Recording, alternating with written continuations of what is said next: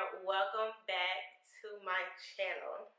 So in today's video, I want to basically talk to you guys about something that happened with me in my life, give you a story time, open up, let you know a little bit more about the girl, you know.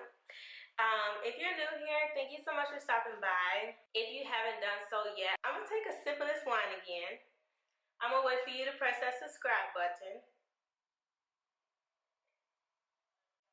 So sit back, grab your popcorn, get you a glass of wine, kick your feet up, stop whatever you're doing, put the kids to bed. I want to share a lot with you. Today's story time is basically going to be about a person that was in my life, and at the time this person was in my life, they showed their true colors.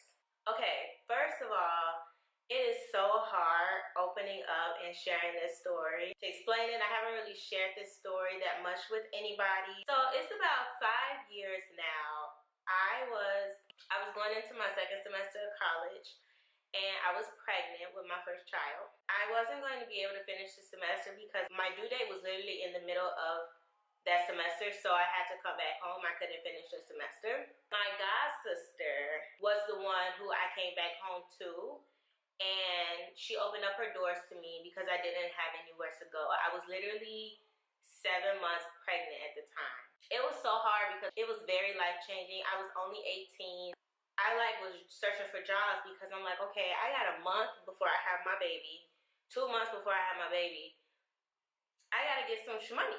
My god sister took me and she was like, I'm gonna help you. I'm gonna make sure that you're okay, that the baby is okay, and you guys can have a place to stay. And when the baby is born, we're gonna get a room together. We're gonna make sure that everything is all decked out for you guys, and it's gonna be really nice. So then I started telling her like how hard it was for me to find a job, and I just asked her like, hey, could you put in a referral at your workplace and see where it goes from there? And so she was like, yeah, sure. So she was telling me, you know, how I had to be serious about the job, you know, this, that, and the third. Basically, she put in a good word for me to get a job there. And I did my interview, and they had questions because when I came back from college, I was flat broke. I was already broke in college, bro. But when I came back from college, sis didn't have nothing to her name, not even a pot to piss in. I didn't have a car. I didn't have a bank account. I didn't have anything. I didn't have anything for my baby. I was 7 months pregnant. I didn't have anything at all. So when I did my interview, they asked me, they were like, so how are you going to get back and forth to work? Because let me tell you the distance of how far this location was to my god sister's house.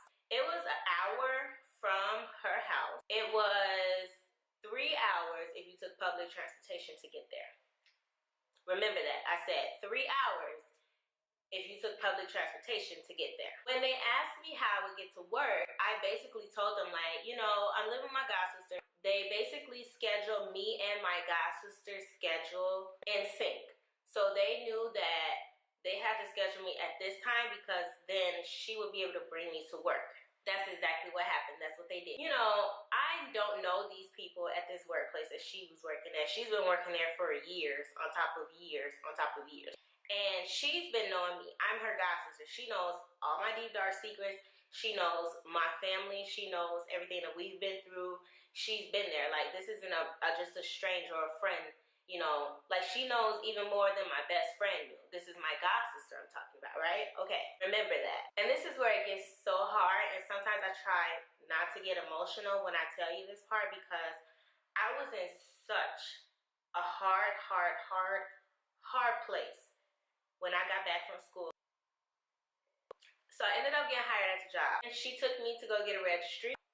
And so we set up, we got registry, we went shopping. She bought my baby so much stuff. These were the first items that my baby had. Like, I have pictures still of when we bought all this stuff. I really had a lot of love for my god sister at the time because I'm like, dang, like, you really just picked me up and said, you know what, I'm gonna just take on this responsibility and I'm going to help you, you know, and be there for you and get you up, you know. And sometimes people need that. Like, they need somebody that is going to be there for them when they're at their lowest, like when they just have nothing. After we like did the registry and everything, things, in my opinion, I felt like they were going good. You know what? I'm lying. I felt like they were going great. You know, my baby had clothes, shoes, bottles, you name it, diapers, all of that stuff. We had all that stuff for my baby. And I want to say about 3 weeks, I was into being at her place, and things just started getting weird. Like, she wasn't acting weird towards me while we were there at home, but it's like when we got to work, people would start looking at me funny, and they would walk past me, and it's like they knew stuff, you know. And it was like when I would talk to them, you know how when you talk to a person and they say something, and it's like, wait, how did you know that? So it's like things like that started to occur, and I'm like, okay, we in the workplace. Mind you, we're in the workplace. I started feeling a vibe. And if you're around me long enough, I'm like, I can be very naive to a lot of bad behaviors in the past. I was like that. I was very naive to a lot of shady shit. I'm gonna say it that way. But now it's like, if I feel something shady, one, or if I feel like you being fake, or if I'm just not liking the vibe, you know, you're done, I'm done. Nothing further. And I wasn't like that back then. You know, I had a lot of people walk over me. I was talked about terribly. And it was just like, people just took advantage of me. I was so vulnerable and I didn't know a lot. But now I know so much and I don't let nobody step on me. Things just started feeling funny. I mean, it was feeling funny. Then, like, she started picking up double shifts. I had to figure out how I'm going to get home. Mind you, she was my ride to work and she was my ride home from work. So then she started acting like, okay, I helped you get this job. Why are you still dependent on me? Bro, I only had the job for like, what, 3 weeks? Sis didn't even collect her first paycheck yet. Like, you know how it go when you get a new job. That stuff takes time. So it's like, I didn't have money for transportation or anything like that. I had to find my own way to work. Now, mind you, I said it took 3 hours on public transportation to get there. So little old me, little old Valencia, would get her little behind up, take 3 trains and a bus every day to get to that job. It would be days where I wouldn't make it home until like midnight. After a week of that, it really started getting funny. Then she told me that I couldn't stay there anymore. What happened was my grandma took me in. I was still taking public transportation to get back and forth to work. And I remember it was getting closer and closer to my due date. Some people don't even work until they have their baby. Some people go straight on maternity leave. Some people, they work all the way up until they go into labor, until they water break. I was scheduled a lot less, and the people at the job were so understanding. I missed 1 day, and I had some important business to take care of regarding my pregnancy, and I had missed that day. The next time I was scheduled to go to work, I sat down with like the boss. Like, she wasn't my boss, she was my boss's boss. I sat down with all of them, and I just had a conversation with them about everything, because they started asking questions like, what's going on? What are your next steps? Because, you know, you're getting close to your due date. Are you planning on staying with the company? Are you taking a maternity leave? Are you going on FMLA? You know, all these questions. They started asking all these questions. And my god sister tainted my image with the entire HR department, with all the bosses, like everybody there. She basically tainted my image.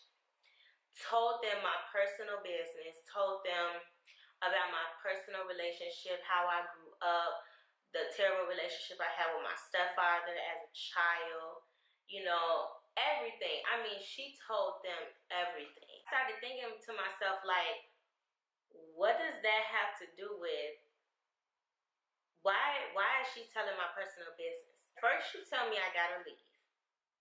You don't give me a reason why you telling me that I have to leave. We didn't get in no fight. We didn't have no dispute.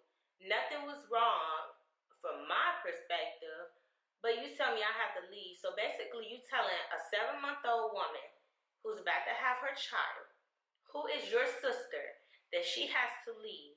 And I'm in Chicago. And if you live in Chicago in the middle of the winter time, and I'm not talking December, baby, I'm talking January, February, and March, when it's -20 below for weeks on top of weeks. and you telling a woman with all these situations that she gotta leave, and she ain't got nowhere else to go, but you telling her she gotta go, and then not only that, her only means of income, you start interrupting her only means of income. Like, come on now, like, what type of animal are you? That's what she did. Like, she tainted my image with everybody at the job, you know. And I started trying to figure out, like, why are people walking past me looking at me like something wrong with me, or looking like they got a chip up their shoulder, and I'm sitting here, you know, all pregnant and shit, walking around all happy, you know, smiling, thinking I'm doing what I'm supposed to be doing when everybody know my business. And it's like, how could you do me like that? I kid you not, I swear to you, those people in that department told me, based on the stability I had, that I couldn't stay because it would be a conflict. And she had issues towards me and feelings towards me, and she expressed those feelings and basically had me fired. I could not believe that I was going to ever be betrayed by somebody that I was that close to. And I wasn't even at her house at the time when she told me I couldn't stay. Like, she just messaged me and told me that I need to leave. She sent me like a long, healthy text message telling me that I needed to leave. I couldn't go and get my stuff, the little things I did have, all my baby stuff, I couldn't get any of that. What happened was, I had a relative, my cousin, and my cousin literally lived down the street from her. If you mess with somebody, she don't care who you are. If you mess with somebody that's in the family, she is willing to get down with you. She don't care. My cousin is like that. So when I got all my stuff, I started going through it and make sure nothing got left behind. When I went through everything, when I tell you everything that she bought me for my baby, she took it back to the store. Like, this is pure evilness. This is evil. How can you be so evil? This will never make sense to me. It'll never make sense to me. I kid you not, it's been 5 years. When all that stuff hit the fan, she blocked me on everything. Facebook, Instagram. She blocked my phone number so I couldn't text her. After I had my baby and everything like that, I ended up moving out of state, which is how I ended up in Minnesota. And that's another story for a different story time. You didn't call me. You didn't ask me how my baby was. She sends me a friend request on Facebook. Do you think I accepted that friend request? Hell no. I don't know if she subscribed to my channel. She's probably looking at this video right now. It's okay to be vulnerable, but don't get yourself that vulnerable to the point where people can step on you like a little ant. I hope you guys enjoyed my story time. I'm so happy I didn't cry. I'm so happy I didn't cry. I hope I didn't bore you guys. Let me know what you guys think down below. I'm tipsy. I think I had too much to drink. Let me know what you guys want to see next on my channel. I dearly, dearly, dearly, truly love each and every one of you. Thank you for supporting me. Thank you for being there when others haven't been there. And I will see all of you guys in my next